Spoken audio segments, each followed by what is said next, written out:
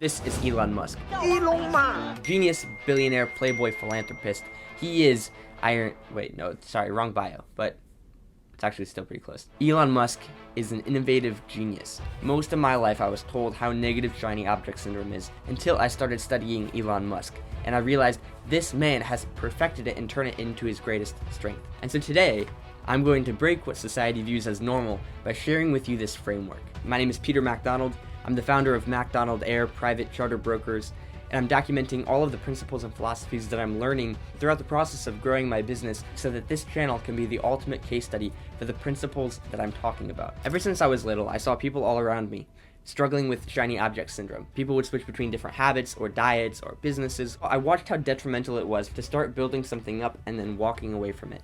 And so at the age of 14 or 15, I made a promise to myself to not fall into this trap.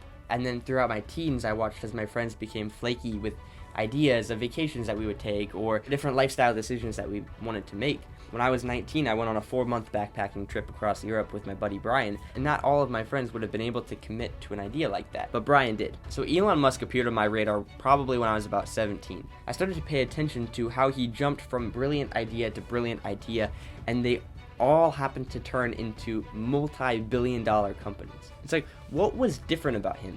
And that question fascinated me. As I went deeper, I realized there was one thing that he was doing that not a lot of other people were doing. And the singular change can make the entirety of difference in your life.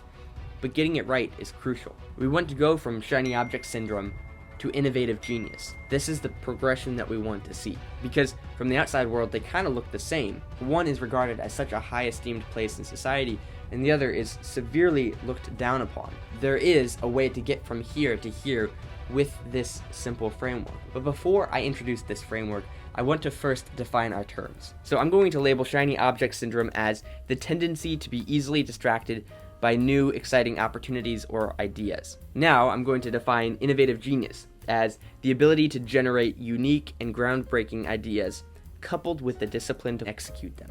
So the framework in question looks like this. Shiny object syndrome plus high leverage activities equals innovative genius. And this is what allows you to continue to look for new opportunities and take advantage of the next one. But they need to be the right high leverage activities. It can't just be anything. We'll need to get down to the nitty-gritty to give you the full impact of this framework. So the way that I implemented this framework into my business looks like the following. In the private charter broker model, I'm essentially the go-between between anyone who's looking to charter a private jet and the Part 135 charter companies who own the jets, employ the pilots, and service those jobs. Since I'm just getting started, I know none of them. And so I could just start by cold calling and start building a relationship with all of these thousands. I think there's something like 1,500 Part 135 charter companies throughout the US.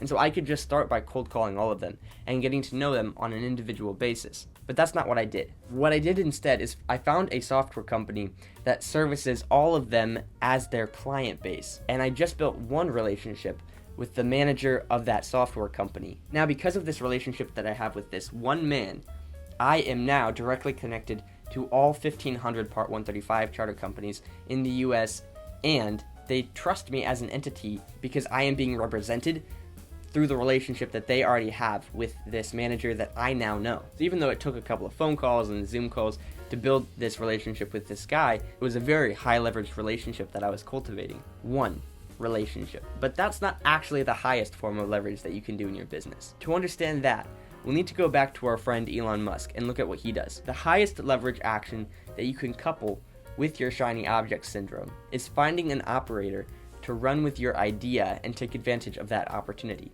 And this is exactly what Elon does for most of his ideas. Hiring Gwen Shotwell as the chief operator of SpaceX, or Lee Sessler as the operator of the Boring Company. And so now he can create a flamethrower company where somebody else runs it because he cultivated his skill at being able to recruit top talent. All while running an $80 billion company, he created 4 other companies, all exceeding $1 billion. That's crazy. Elon hires from the top down rather than the bottom up. And what that looks like in practice is, as you're starting your business, instead of thinking, okay, well, the next thing that I should do is hire a salesperson, instead think, who'd be the best person to run this business model? Find that person and let them hire the sales manager who hires all the salespeople. Because there are people who know your own business better than you do. And You're a fool if you think that as a cog in a wheel, you're that irreplaceable. It is humility to accept that there are other people in the world who are better than you at what you do. And by embracing that humility, now you have the opportunity to go much further in growing your business because you've put the right person on the job, rather than thinking, oh, I'm actually the best at sales that there is. From a probability standpoint, you're probably not. I would consider myself a salesperson, and I definitely am not. I'm 21 years old. I know that I know nothing, and yet I know enough to know that there are people out there who know the things that I want to know, and so all I need to do is get to know them, if that makes sense. I feel like people, after they say something that doesn't make sense, always say, if that makes sense, but it never makes sense. Elon, through effective networking and collaboration, is able to connect the right person to the opportunity, and he can use their experience to his advantage to help bring his ideas to fruition.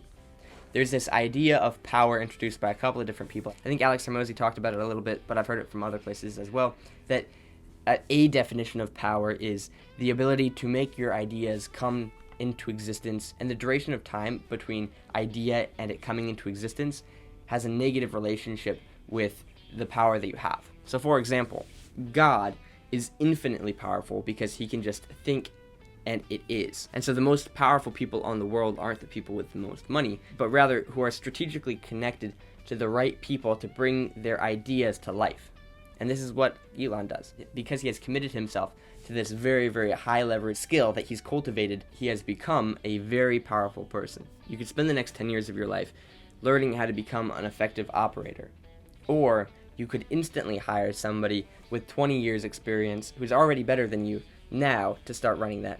I don't want to be one-sided in saying that this is the only way that you can do something. Like in my case, I just want to be a good operator. And so it's not so far off for me to just want to run my company. And yet if I did, that would be a much higher leverage action than the way that even I have gone about this. I want to touch on one thing before I close out, and it's essentially the idea of knowing when to quit or knowing when to pivot. Neither are actually proof of shiny object syndrome if they're done correctly. And by done correctly, I mean if you've committed yourself to these high leverage tasks. If you quit before you give your business the opportunity to succeed and you've spent a lot of time building something, I would say that that's shiny object syndrome. But if you have really given it your all, and now with the new information that you know, this isn't the right business for you, I don't think it's fair to say that you're flaky. There is definitely a place for people to just learn about who they are as a person, and starting businesses is a great way to go about that. A lot of people have shiny object syndrome until they've been able to cultivate it to become an innovative genius. And that process of learning these high leverage activities will just come with the course of running businesses, as long as you pay attention to what these high leverage activities are. And I think pivoting is unique because it is not shiny object syndrome, but rather the continual process of moving towards your long-term goals, reassessing with new information. The way that you've been running your business does not align with those long-term goals. It's just the natural course of running a business. And you can even look at the previous videos on this channel and see how I made the transition from drone work for real estate to golf courses. And that's when I had to, take a hard look at myself and realize that this doesn't align with my long-term goals of being in private aviation, which I've been working towards for a long time. So by being open to pivoting, I allowed myself to begin the brokerage model much sooner than I ever thought I could. But with all of this said, shiny object syndrome in and of itself is still not being an innovative genius. There is still a very large gap between these two things, and it is our responsibility to bridge that gap, and it might take our entire lives, or in most people's case, we will never learn it. And so taking the time to look at this framework and look at people like Elon Musk, we can see not only how they've been able to implement this framework well, but how he does it over and over and over again. Once you learn the skill, it's a repeatable thing that you can do. And that is how you gain power and become an innovative genius. Thanks for watching today's video. I hope you enjoyed it. I will continue to explore these philosophies and principles as I'm learning them and implementing them into my own business. So stay tuned and subscribe if you want to keep watching these types of videos. I'd love to connect with you on LinkedIn here. Just shoot me a connection request and say that I found you through your channel or something like that, and I'd be happy to talk with you guys. Take care.